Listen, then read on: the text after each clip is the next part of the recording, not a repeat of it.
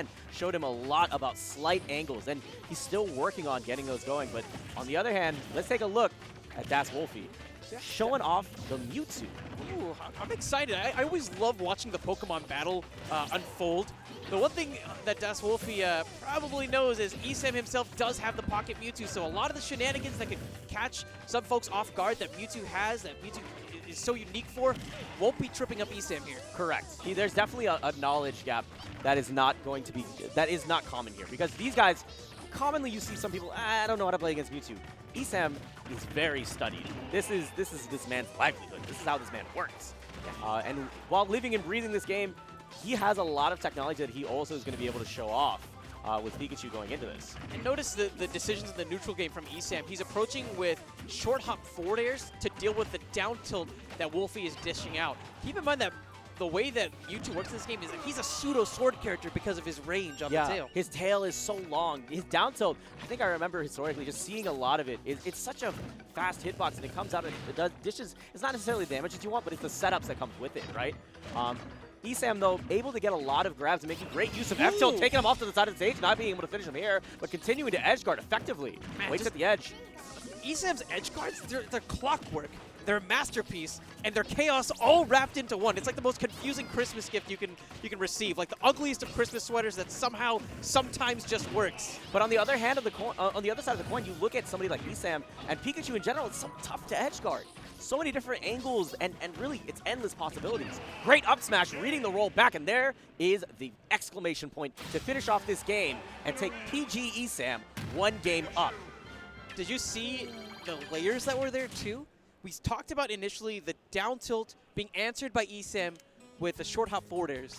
Then, essentially, what Wolfy does is that he tries to get offensive by coming in with a dash attack. ESAM perfect shield punishes.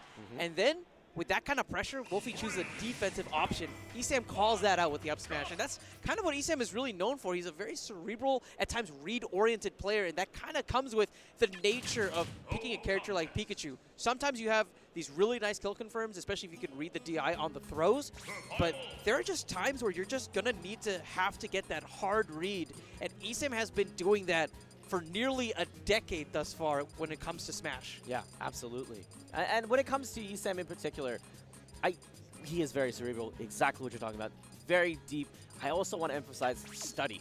This man is grinding. Him and MVD constantly going at it back and forth. I know that when Eric managed to come back down to Florida, they have been grinding nonstop ever since. But we're getting the Samus. Eric living up to the name of Eric Samus right now. I'm excited. We saw the Samus come out at Civil War, and it definitely turned some heads. I'm excited to see how it feels in this matchup. Of course, not seeing a Pokemon battle. It looks like the anime won out in the end, and Ash's Pikachu was able to take it over the Mewtwo in some crazy universe. I mean, it's probably Red's Pikachu, let's be real. That thing is like a level 80, 90 monster. Really scary. But here, with the game plan here with ESAM is, okay, never mind. Just completely eliminate your opponent because they're one of the lightest characters into the game with your incredibly strong aerials. Okay, I see you, ESAM. Ooh, and then the double jump into the dare. You see the read! You see the baby! Oh my gosh! 42 seconds! We don't even get to that point. ESAM looking commanding when it comes to those offstage plays. Oh, my man. The crux of the game coming all around that ball. And when you can pop off that shot so precisely, exactly what you need, you can make these small disadvantages into stocks. And it's so sick, all the things that can come with Samus as a character from on paper. As soon as you charge that ball, that is a threat zone that your opponents constantly need to be respecting. Otherwise, things like that happen. I just don't know how he does it, right? Oh, it's so with sick. Pikachu, you have that toolkit that essentially allows you to be very proactive and very risky in a lot of cases off stage.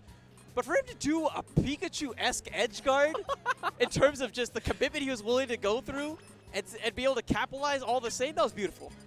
And that's also a demonstration of the amount of knowledge that Eric has as well. Just being able to see, I see this opportunity, I can take an inch, I can take a mile, but it's also, I read your opponent.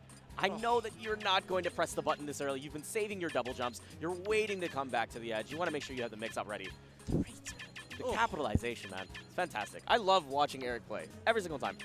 I stand behind him consistently. If anybody asks me, it's like, who do you want to see coming out on top? Who do you think is the next big thing? I